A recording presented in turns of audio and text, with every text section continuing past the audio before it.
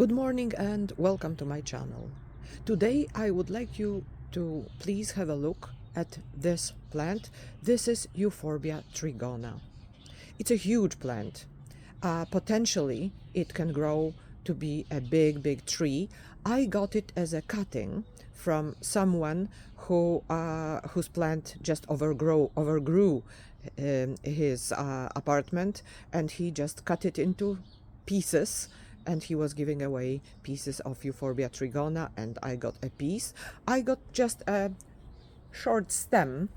At that time it was probably up to this point, and these stems, the big ones, were up to here where the narrowing is, and then it grew, and soon I might have to cut it into pieces and give away the pieces to those who want to try it. It's a nice plant, and when you cut the stems, when I wanted to cut the stem that I got from my friend, because it was a little bit too long, and you can see here, even here, it's a little bit damaged, it's a little bit corked, and I wanted to cut as much of this corky part as possible, and it is surprisingly strong.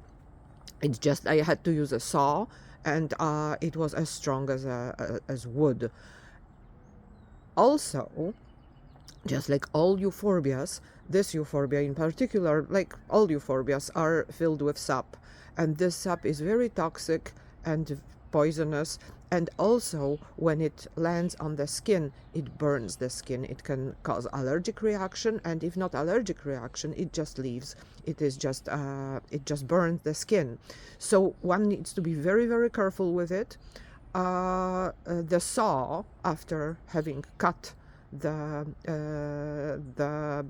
stem, needed to be washed properly with soap, because otherwise it would rust, and it's very dangerous if it lands into the eye, if a drop of the sap ends in the eye. So it is important and to wear protective glasses, and it's not a joke.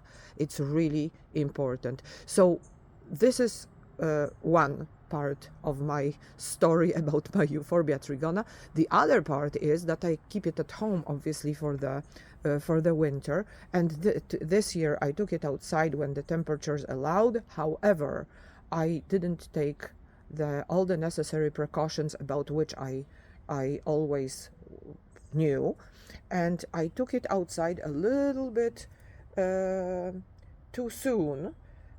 Maybe not too soon, but I was not careful enough to put it in shade first. I just put it in this spot, which is a very bright sunny spot. Right from the beginning, it was a sunny day, and look what happened. These stems got burned. This is Euphorbia trigona variety rubra, and the red part is very natural. It is how it's supposed to be, and the leaves that are forming at the tip of the stems are red, which is how it is supposed to be. However, you see, these parts were sunburned, okay, and this will look probably just as bad as this part, and the damage is permanent. All right, so when you take outside your plants, be very careful not to expose them to bright sun right away. This plant was not in any cellars. It was not in a very dark spot. It was just inside in a sunny room. However, the outdoor sun is much brighter than whatever is inside, and it's a very good opportunity. Look, this side was burnt, and this side was burnt, okay, and this side was not. So it's a very good opportunity to show you how the shape of the stem is designed to shade the other part of the stem. If it was round, if the shape of the stem was round, like cylindrical, then all sides, like half of the stem would have been burned. And because it's not, because it's triangular, the ribs are providing shade to the other side of the plant. I find it very interesting. And also, Have a look, please, at the leaves. The leaves at the tips, at the top of the stem, the new leaves, when they develop, they are green, and then when exposed to bright sun, they change the color into red.